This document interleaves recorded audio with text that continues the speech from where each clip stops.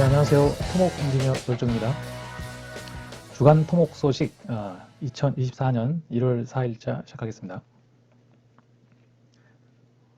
먼저 스마트 위클리입니다. 스마트 위클리 탑스토리는 새해 첫날 지진으로 일본 원전 변압기 배관 파손, 방사성 물질 넘쳐입니다. 네, 1월 1일 날 일본에서 규모 7.6의 큰 지진이 발생했었죠. 그런데 우리 엔지니어 입장에서 가장 충격적으로 받아들여진 뉴스는 바로 이 뉴스가 아닌가 싶습니다.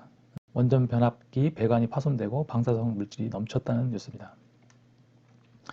이번에 발생한 지진의 진원지에서 가장 가까운 일본 원전은 이 시가 원전이었는데, 다행히 이 시가 원전은 2011년부터 정지 상태에 있었다고 합니다. 후쿠시마 지진 때 상당수의 원전들이 정지가 됐었죠.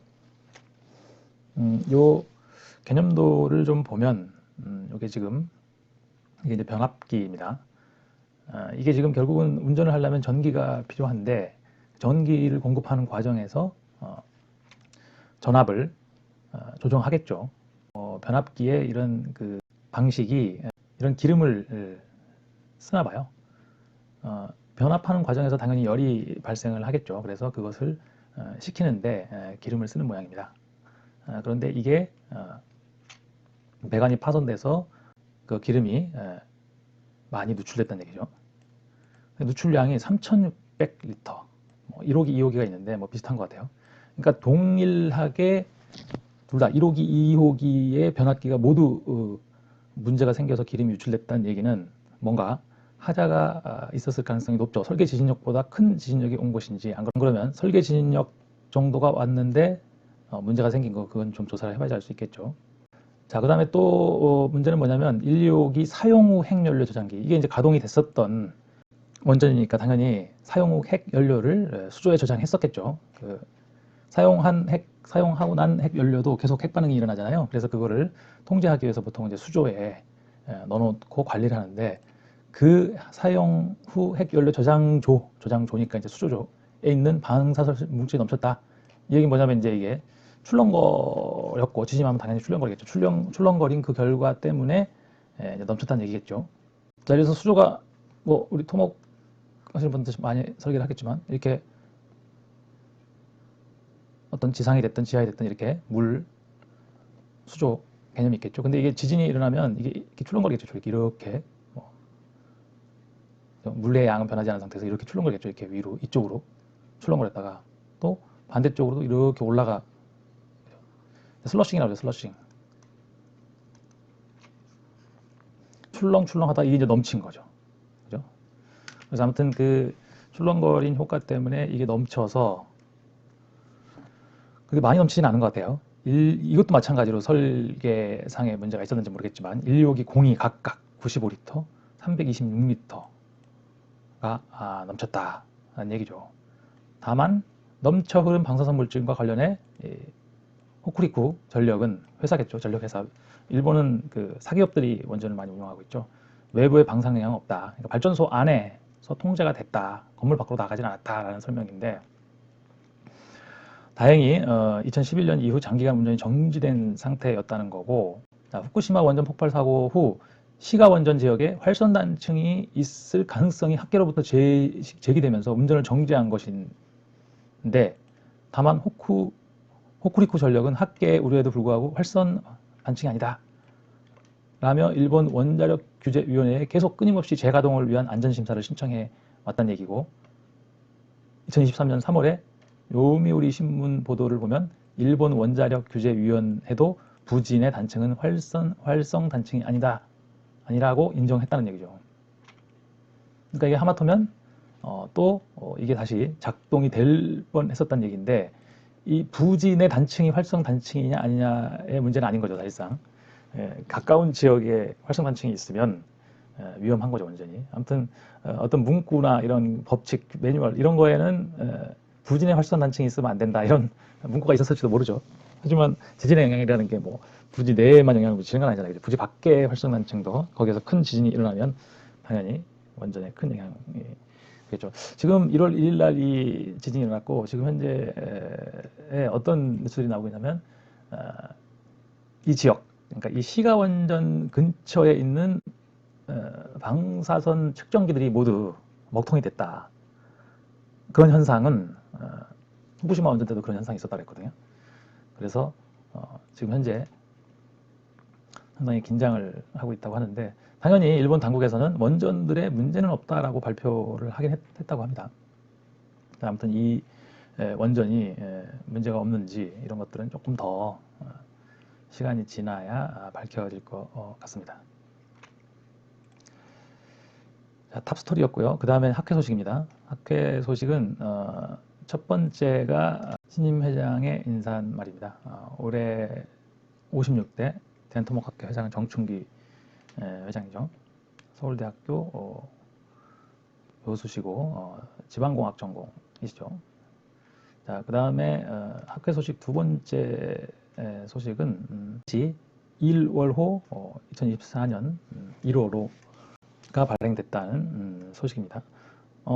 이번 호의 특집 기사는 공동구 활성화를 위한 스마트 운영 및 성능 개선 기술 개발이네요. 공동구에 대한 특집 기사가 나와 있습니다. 자, 그 다음에 학회 소식 세 번째는 2024년도 토목의 날에 국토교통부 장관 표창을 하는데 표창을 받으실 분들은 추천해달라는 그런 공고입니다. 제27회 토목의 날은 2024년 3월 29일 할 예정이고 이 국토교통부 장관 표창 추천은 1월 32일까지 받는다고 하네요. 다음은 사이언스 곡주입니다. 첫 번째는 나무로 만든 풍력발전 터빈 인데요. 자, 이 기사 상당히 신선한 기사라고 저는 생각하는데 나무로 풍력발전기를 만들 수 있나? 이 터빈이라는 거는 사실상 요 돌아가는 요 부분을 얘기하는데 그거는 당연히 아니겠죠. 좀 그 기자가 조금 잘못 이 전체를 터빈이라고 생각한 것 같은데 자, 아무튼 나무로 풍력발전기를 만들었다는 얘기인데 자, 스웨덴 얘기입니다. 스웨덴에서 풍력발전 타워 구조물이 있는데 결국 뭐 블레이드, 그죠? 날개, 블레이드, 그 다음에 이제 타워, 기둥이죠. 그 다음에 발전을 하는 기계장치, 그 다음에 밑에 기초, 뭐 이런 식으로 이루어져 있는데 바닥부터 날개 끝까지 길이가 150m에 이르고 아무튼 2메가와트급 발전기가 스웨덴 가정에 전기를 공급하기 시작했다. 근데 이 풍력 발전기는 스웨덴 스타트업 모드 비온 이 세계 최초로 강철이 아닌 목재로 만든 풍력 발전 타워 구조물이다. 그래서 작년 10월에 구축 완료하고 400가구에 전력을 공급하고 있다는 얘기인데 풍력 발전기를 만드는 과정에서 이산화탄소 배출량이 많이 줄었다. 나무를 이용함으로써 그 얘기는 뭐냐면 뭐 우리가 강철로 보통 철로 만들죠. 스틸로 만드는데 스틸을 만드는 과정에서 이산화탄소가 발생하잖아요. 그죠?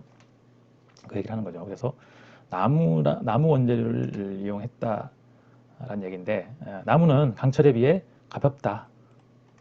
가벼운 대신에 또 약하기도 하죠. 그래서 저는 이걸 보면서 이게 지금 그 목재가 우리 생각하기엔 강철보다 훨씬 약하잖아요. 근데 어떻게 이거를 저 하중을 풍력발전기 하중이 오면 당연히 블레이드가 바람을 맞아갖고 돌리는 건데 그만큼 저항이 있을 거고 그 저항이 그대로 그 타워에 전달이 될 거란 얘기죠. 자, 외관상 강철로 만든 타워와 큰 차이가 없어 보이지만 내부는 원목 소재 벽으로 채워져 있다는 얘기죠. 타워 벽이라고 그러니까 사실상 이 그 벽으로 이제 표현한 것 같아요. 가뭄비 나무 원목을 활용한 단판 적층재. 그러니까 이게 144겹으로 쌓아 두껍게 제작했다. 나무판들은 볼트 나사가 아닌 접착제를 이용해 붙였다. 접착제를 이용했기 때문에 약 25년에서 30년인 수명 주기 동안 나사가 잘 조여지는지 확인하는 등 정기 검사가 필요하지 않다. 그렇죠. 스틸인 경우에는 중간에 연결부 이런데 정기 검사가 필요하겠지만 나무는 그렇지 않다는 얘기죠. 이제 아무튼 참 이 스웨덴이라는 나라도 아주 그 과학기술 쪽으로 상당히 강대국이죠.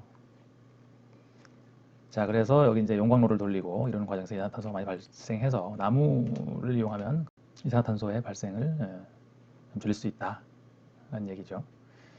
근데 다만 타워에 쓰이는 목재가 나무 자체로 있을 때, 그러니까 나무를 베지 않고 이 나무 이제 풍력발전기를 만들기 위해서 나무를 뱄을 텐데 그 나무를 베지 않고 가만 놔두면 그 나무가 이산화탄소를 많이 흡수할 텐데 나무를 베버리면 이산화탄소 흡수가 안 되는 거죠.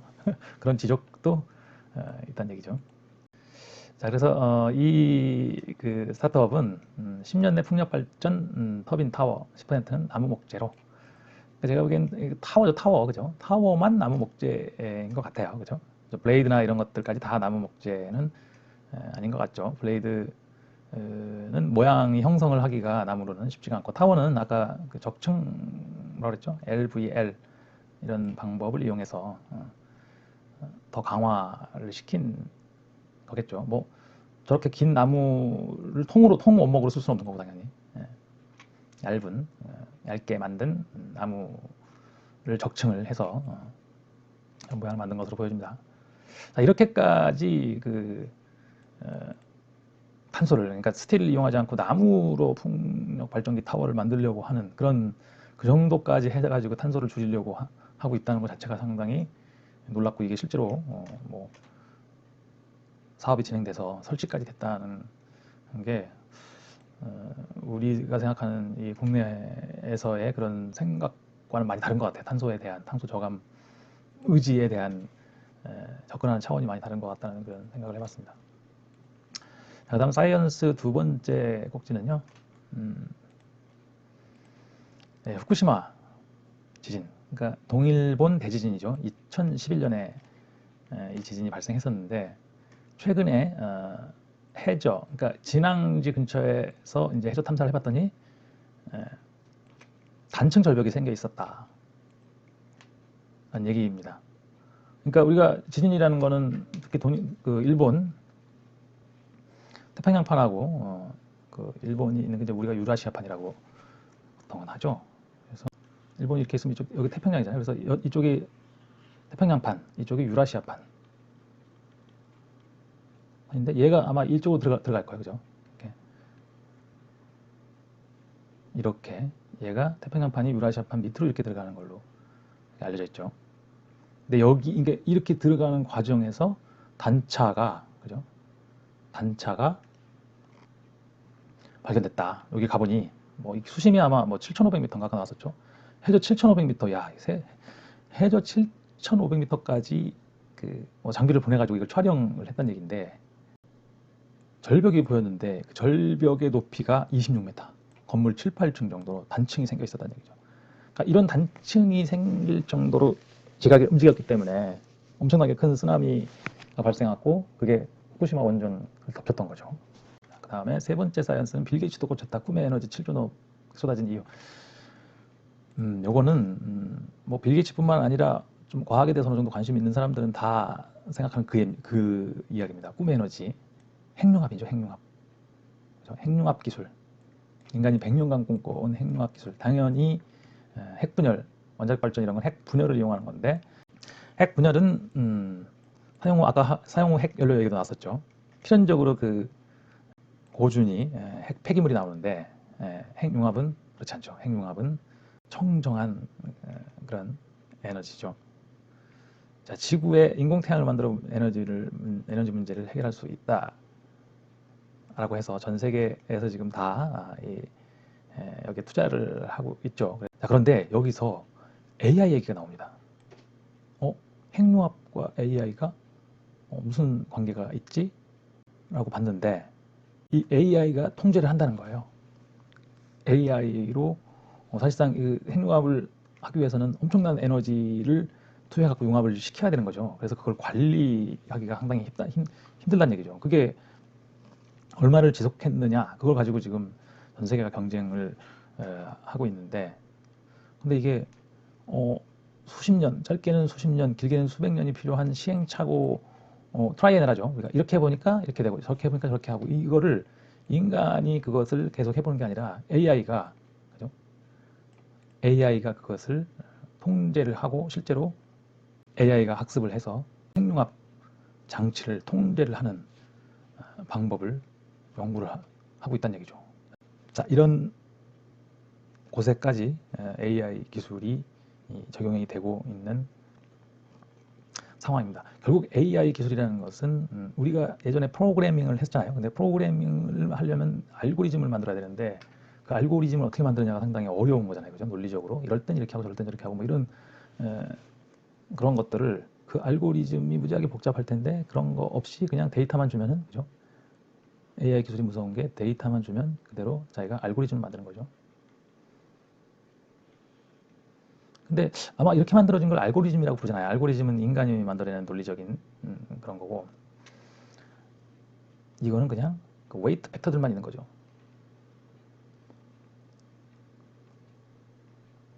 그죠?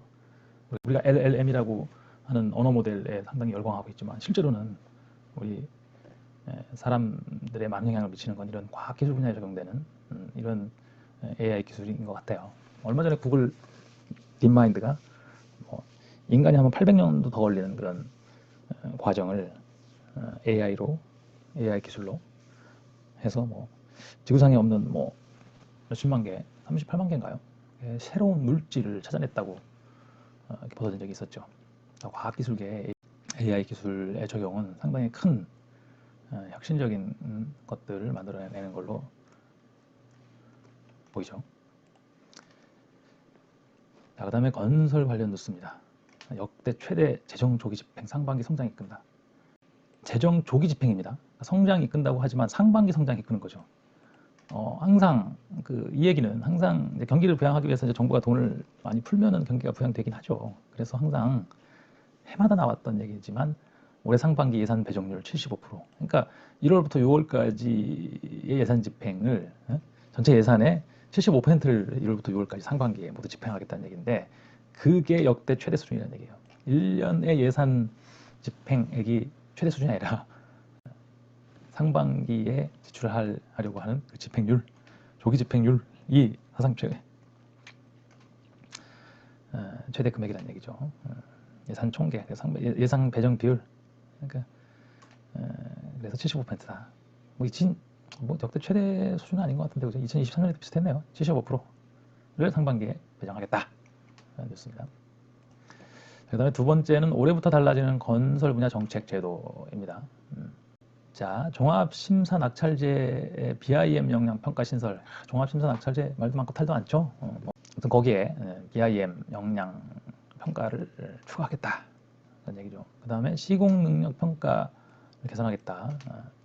시공사들의 시공 능력을 평가를 하는데 거기에 안전 관련한 그런 평가 조항을 또 강화하겠다는 얘기인 것 같아요. 그죠?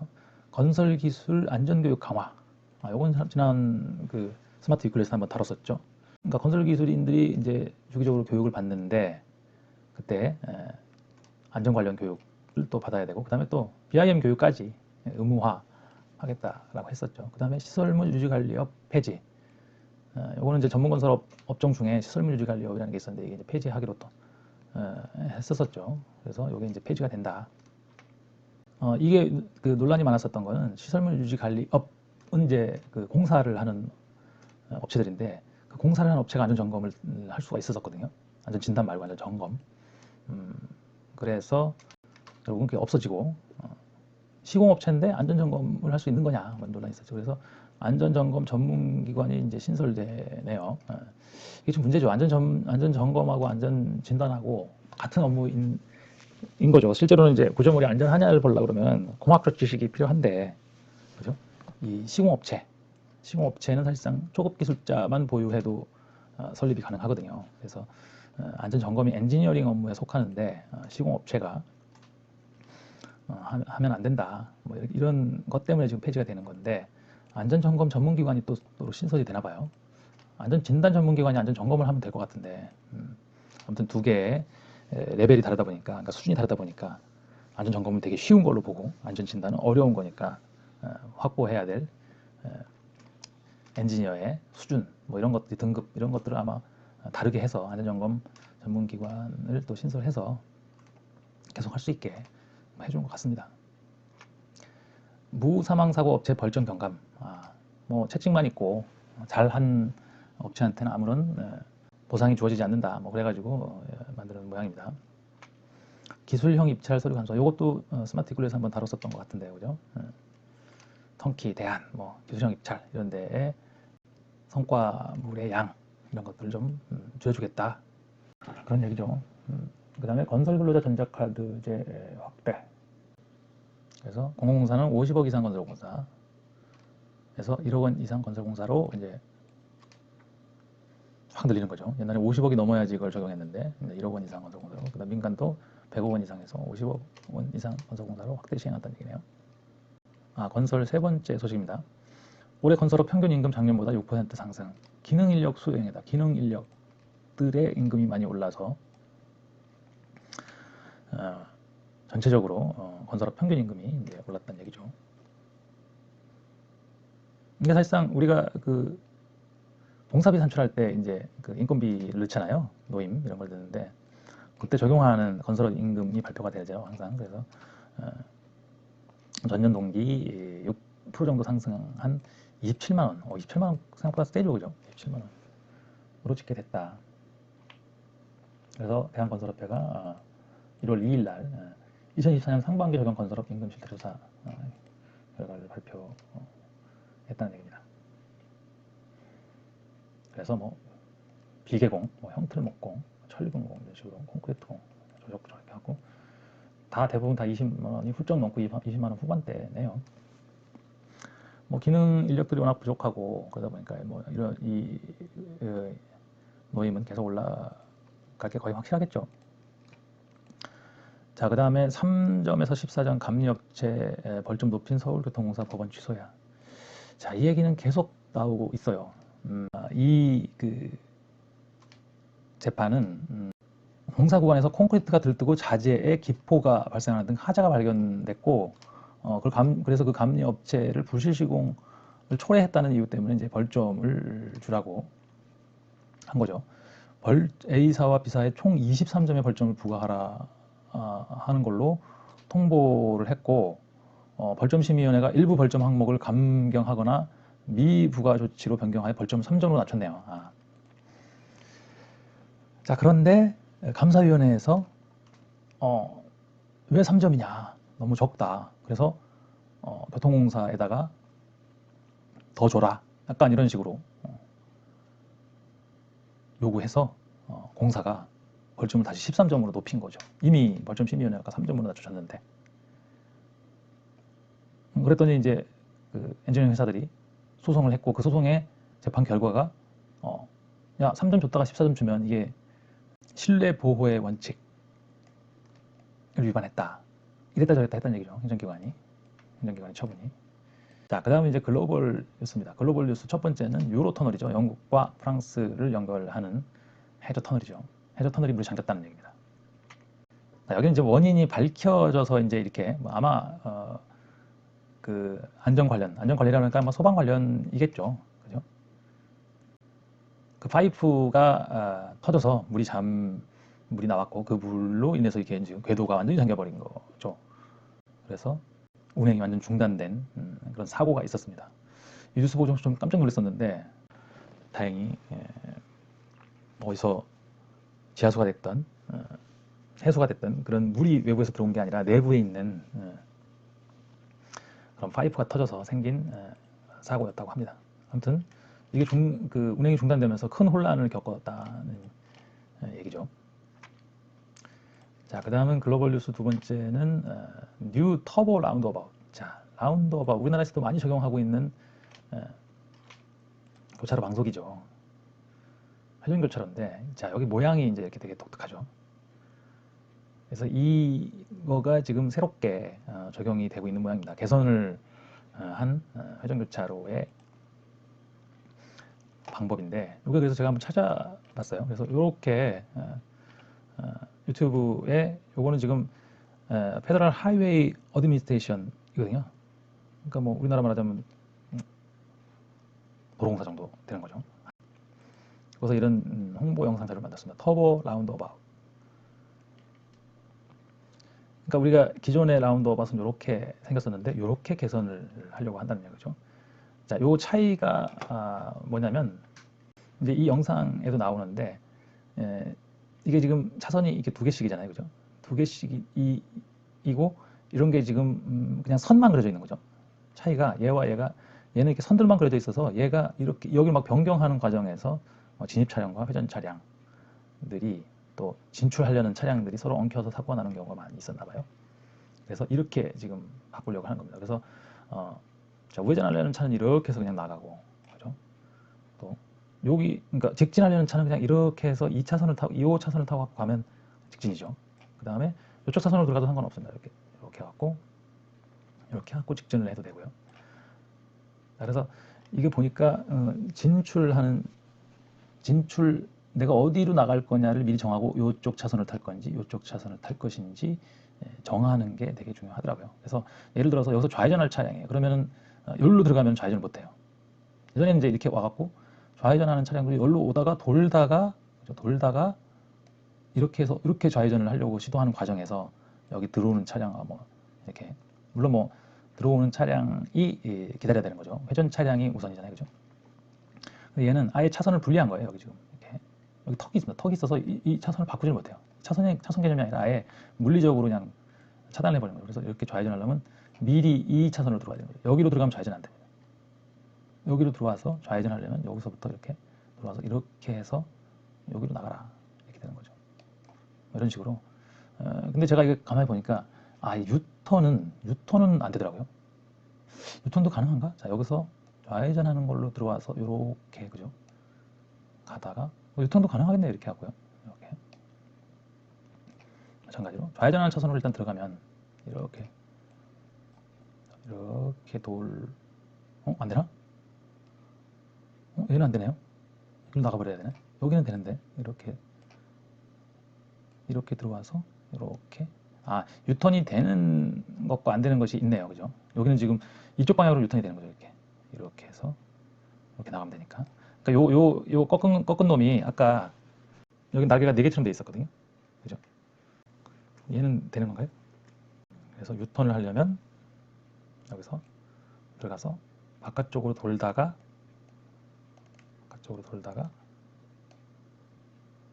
이렇게 나오면 되는 거네요.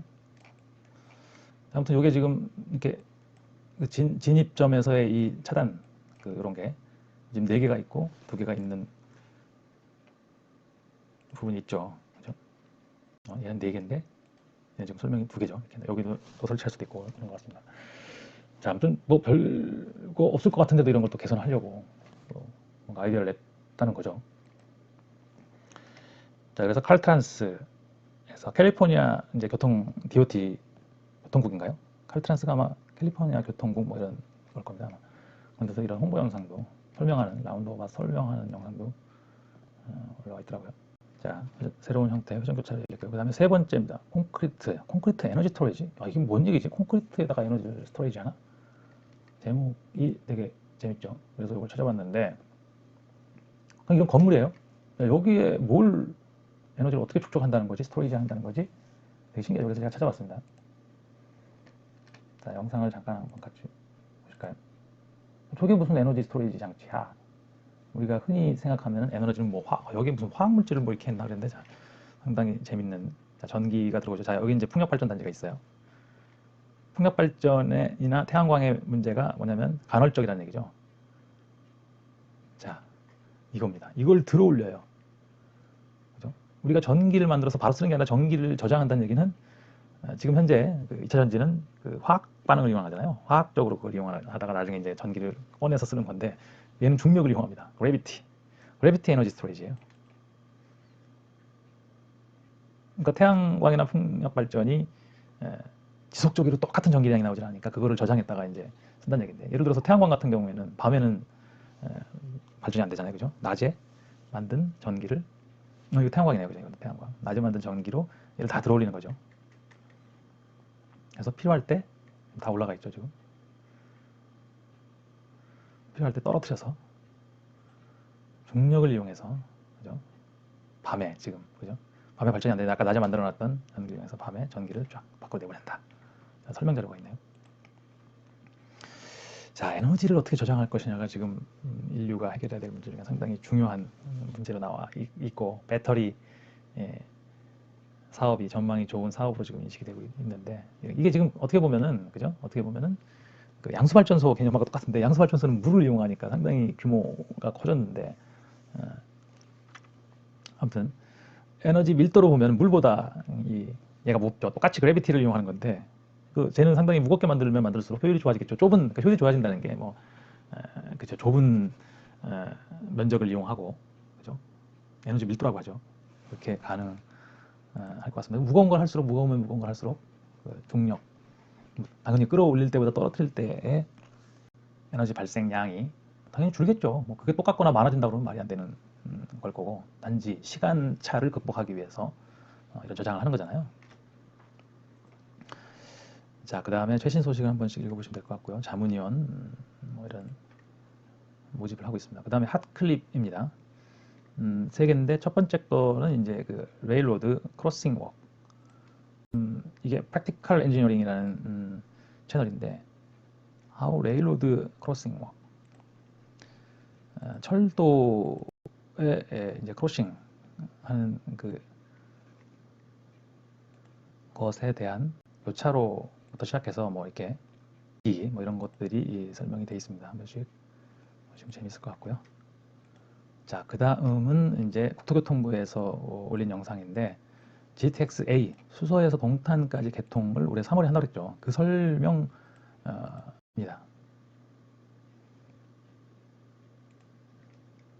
GTX.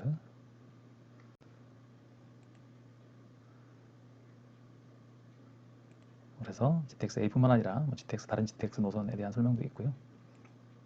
대심도니까 상당히 깊은 곳에 만들어지는 거고 그런 걸 어떻게 이용한다 뭐 이런 개념을 설명하고 있습니다. 자, 그 다음에 세 번째 꼭지는 베릴 알파 익스트림 엔지니어링 대 세비지 C. 야, 그러니까 이게 1900 사실상 옵쇼 구조물도 토목에 해당하잖아요, 그죠? 근데 이게 영국의 약간 위쪽에 있는 시추선은 배고 이건 뭐라 그러죠? 아무튼 시추 장치 뭐 그런 건데 이게 지금 1970년대에 만들어진 건데 이곳이 상당히 그 기후가 풍랑이나 이런 것들이 되게 강한가 봐요. 근데 거기다가 이제 유전을 만드는데 여기 지금 설명이 스틸로 만들면 이게 너무 플렉서블해서 이게 힘들다 뭐 그런 설명이 나오고 그래서 이게 콘크리트입니다. 콘크리트로 만들었다. 야, 그럼 이 깊은 곳에 어떻게 콘크리트를 만드나? 지금 밑에 쪽은 원유를 저장하는 장치고 이쪽에 이제 기둥이죠. 그리고 그걸 선박이 닿고 이런 플랫폼이 저 위쪽에 있는데 그래서 이제 콘크리트의 장점을 설명하고 있는 거고 이 콘크리트를 이렇게 분리타설하면은 약하다. 그래서 통으로 타설하는 실험을 하죠. 모멘트 좀 제가 이제 갈라지겠죠. 그래서 시공 개념이 이렇게 나옵니다. 띄워놓고 만들었어요. 부력을 할 수 있는 그런 애를 가지고 여기다 콘크리트를 채워서 가라앉혀. 그죠? 저희가 해상교량을 설계하다 보면 이런 공법들을 적용할까 말까 고민할 때가 있었고 실제로 저 같은 경우는 한번 이런 이렇게 띄워놓고 여기 지금 꽉 채워져 있는 걸로 되어 있는데 그림이 조금 애매한데 안에가 비어 있어요. 뭐 저장하려고 하니까 당연히 안에가 비어 있어야겠죠. 그러면 겉에만 이렇게 셀 형식으로 되어 있는 거죠. 걔를 벽만 콘크리트를 타설하면은 안에는 비어 있기 때문에 얘가 떠 있는 상태란 말이죠. 이걸 이렇게 띄워서 얘를 만들죠. 만든 다음에 도크를 열고 그죠? 뛰어갑니다. 그래서 자기 위치에 가서 계속 쳐서 여기 물을 주입하면 무게 때문에 이제 부력을 조정하는 거죠. 가라앉힙니다. 가라앉힌 다음에 플랫폼을 갖다가 올리는 거죠. 여기다가 얘는 뭐 철제로 만들어져 있으니까. 그러면 스토리지 시스템 물을 다시 빼면은 뜨고 그죠? 물을 넣으면 가라앉고 뭐 이런 식으로 부력을 이용해 가지고 이렇게 만들 수 있다는 얘기. 이게 1970년대에 만들어진 거예요.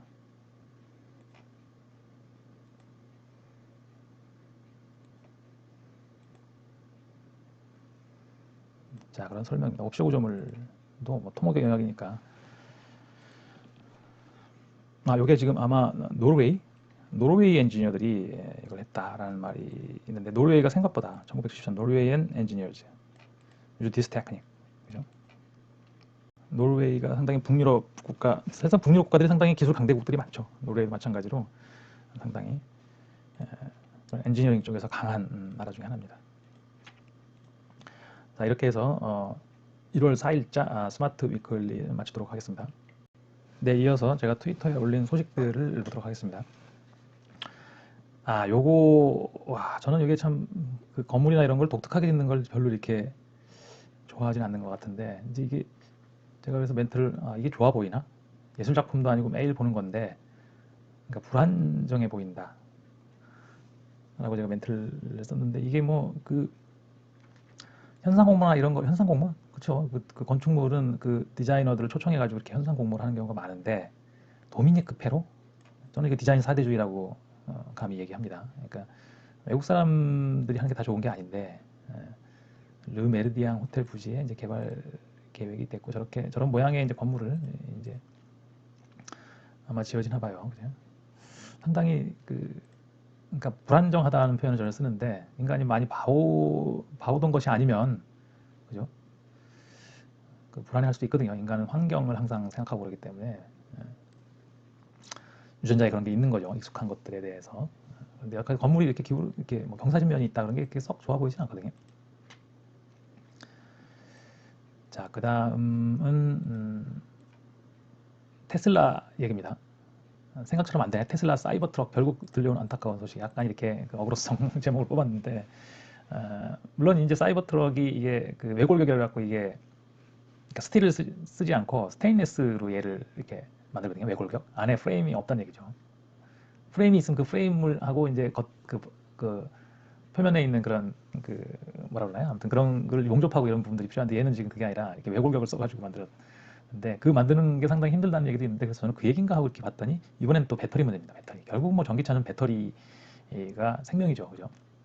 그래서 나름대로 이제 배터리 생산 방법을 바꿨나 봐요. 여러 가지 이제 그 배터리 생산 방식이 있겠죠. 그래서 여기서 선택한 그 방법이 4680 배터리라고 부르나 봐요. 4680 배터리 셀 생산의 건조 코팅 방법을 건조 코팅 전극을 사용하고 했는데, 그게 좀 병목 현상이 있나 보죠. 이 건식 코팅 방식은 소형 에너지 저장 장치의 이상적인 해결책이 될 수 있다. 다만 현재로서는 대량 생산을 위한 충분한 속도를 달성하지 못하고 있는 것으로 보인다라는 얘기인데, 지금 상당히 연간 25만 대의 사이버 트럭 생산 목표를 세워놨는데, 아무튼 하루에 몇 개 이상 셀 100만 개의 4680 셀을 일정하게 생산해야 되는데, 그게 이제 장애가 있다. 라는 얘기죠. 일론 머스크가 뭐 상당히 이런 말도 안 되는 목표를 세워놓고 그것을 실현하기 위해서 자기네 말로는 뭐 하드코어라고 부르는데, 아주 뭐 야근부터 시작해서 뭐 그런 것들 하기로 유명하죠. 결국은 또 뭐 이걸 달성하면 또 대단한 일이 되는 거고, 그러지 않을까 싶습니다. 자, 다음 뉴스는 나이지리아 피랍 한국인 2명 무사히 도착. 자, 이런 뉴스 볼 때마다 해외 사업이 참 쉽지 않다는 생각이 드는데요. 우리 건설 업체들이 나가는 나라들이 다들 뭐 아프리카, 뭐 중동, 그다음에 동남아 그런 나라들인데, 생각보다는 분쟁 지역이 많죠. 여기는 지금 나이지리아에서 현지 무장 세력이한테 납치됐던 한국인 2명이 약 2주 만에 무사히 풀려났다. 다만 납치 당시 현장에 함께 있던 현지인 경호원 4명과 운전사 2명은 총격에 숨졌다. 상당히 위험했던 상황이었네요. 아무튼 대우건설 직원이었는데 다행히 무사히 석방이 된 모양. 석방 아무튼 석방이라는 표현이 맞는지 모르겠다. 아무튼 한국인 340명이 일하고 있다 얘기네요.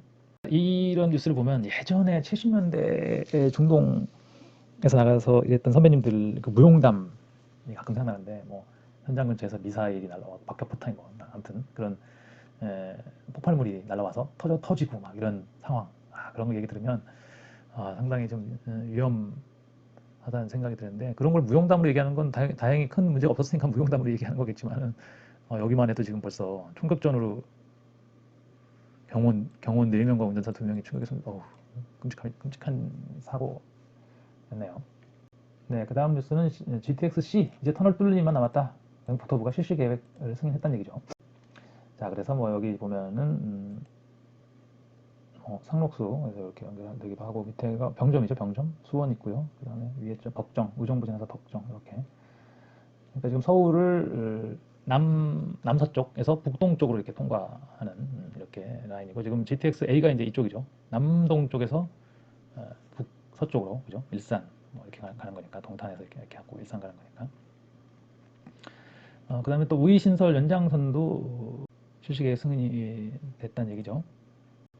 자, GTX-C 노선이 완공되면 창동역에서 삼성역까지 걸리는 시간이 13분으로, 1시간에서 13분으로 획기적으로 단축된다.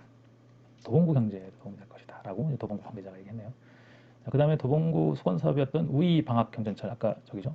우이 신설선이죠, 이게. 요게 지금 우이 신설선인데, 여기에서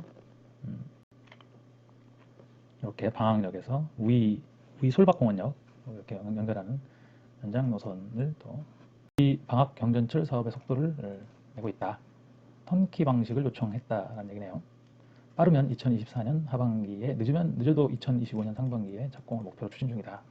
턴키가 성립이 될지 모르겠네요. 요즘에는 워낙 공사비 문제가 민감해서 입찰에 참여하지 않는 경우가 상당히 많이 있는데. 자, 그 다음엔 경주방패장의 보조금 5조 펑펑, 눈먼 돈으로 유지되는 원전 생태계. 매일경제가 약간 이런 논조로 기사를 써서 좀 놀랐는데, 이 얘기는 뭐냐면은 사실상 중저준위 방사성 폐기물 처분 시설이, 지금 그러면 이건 터널형이죠. 경주시에 정부가 5조 원을 지원하거나 지원 예정인 금액이 전체가 5조 원에 달한다는 거예요. 그래서 핀란드와 비교를 했는데, 핀란드는 세계 최초로 고준위 핵폐기물 처분 시설을 만들었죠. 거기는 지역에 지원한 금액은 0원이다. 이렇게 핀란드와 비교를 했는데, 그렇게 비교하는 건 바람직하지 않을 것 같은데요. 자, 그래서 약 5조 원의 돈을 이제 경주시에다 지원했다는 얘기죠. 아무튼 지금 현재 중저준위 처분 시설은 이렇게 있는데, 고준위 사용 핵 연료 처분을 어떻게 할 것인지 그거를 지금 아직 정하지 못하고 있는데, 그래서 이 기사는 좀 핀란드는 그런 지역에 지원금이 없는데 한국은 지원을 하고 있다. 그래서 지원 정책을 근본적으로 되돌아봐야 된다, 이런 얘기네요. 자, 그 다음에 커지는 국내 해상풍력 시장 중기업 먹거리 될라, 이렇게 하고, 입찰을 하는데 중국 업체가 상당히 약진을 했다, 그런 것 같아요. 그래서 이 기사를 보면 태양광도 중국이 상당히 많이 가져갔는데, 해상풍력마저도 중국이 많이 가져가면 안 되는 거 아니냐, 이런 논조의 기사입니다. 자, 그 다음은 이제 사람이 만든 것보다 10배 초강력, 외계인 뼈 닮은 금속 정체, 이래가지고 설계 얘기예요. 생성형 AI가 인간의 설계 문법을 탈피해서 1분 만에 제품 만들고 수정 개선, 신물질도 순식간에 만들어내. 그래서 이것 결국은 이제 인공지능 기술을 제조업이나 이런 데 이용하는 그런 얘기입니다. 구조 프로세스, 진화된 구조 프로세스 AI를 활용해서 화성 귀한 우주선과 토성 위성 타이탄 탐사 비행체, 목성형 외계 행성 관찰 우주 망원경 등을 설계하고 있다는 얘기예요. 실제로 설계에 AI를 적용하고 있는 모양입니다. 뭐 최적화 기술 같은 게 아닐까 싶어요. 근데 기존에는 최적화 기술이 뭐 어떤 팩터들을 넣고 그 팩터들을 네가 그러니까 인간이 주는 거죠. 케이스를 여러 개를 줘갖고 이렇게 하라고 했는데, 이제 그 작업을 아마 AI가 하지 않을까 싶어요. 그러면 우리 인간들이 생각한 것과 전혀 다른 형태의 외계인 뼈처럼 보이는 이 그런 부품을 만들었고, 무게 대비 강성 비율이 인간이 설계한 부품보다 10배 이상 뛰어난 경우도 있다라고 설명했는데, 저는 이거 보면서 설계 엔지니어로서 보면은 각각 하나의 부품에 대해서 최적화는 될지 몰라도 그 부품들을 또 서로 조립하고 이렇게 해야 되잖아요. 그래서 무조건 한 개의 부품을 가지고 AI가 설계해서 그게 효율이 좋다, 이건 또 아닌 것 같은데, 그죠? 그래서 뭐 사용성도 봐야 되고 여러 가지 또 고려를 해야겠죠. 아무튼 그런 조건들을 또 줄 수도 있겠죠. AI한테 이런 조건을 맞춘 상태로 해라, 뭐 그렇게 조건을 줄 수도 있겠죠. 아무튼 트라이 앤 에러를 인간이 하지 않고, 그죠?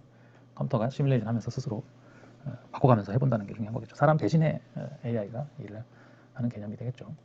자, 그 다음에 아름다운 대전 대덕 유성 있는 명품 교량 생긴다, 이렇게 되는데, 이게 처음에 전 아치교인 줄 알고 이렇게 봤더니 느낌이 좀 이상하죠. 거덕교는 거덕교인데 여기 이걸 장식재로 아마 붙인 것 같아요. 그래서 이게 지금 신문교라고 가칭 신문교 조감도인데 우리 또 구조 엔지니어도 이런 거 되게 싫어하죠. 장식제를 달면 장식제 때문에 또 부재력이 생기고 장식제를 또 따로 관리를 해야 돼요. 근데 장식제는 장식제다 보니까 장식제 관리가 부실해질 수 있고 그게 오히려 더 위험해질 수 있거든요.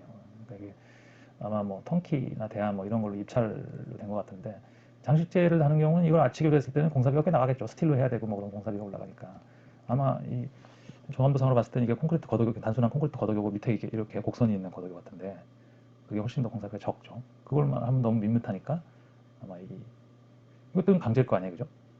그러면 아무튼 전체를 그 진짜 아치교 요거 이제 가짜 아치 모양이잖아요.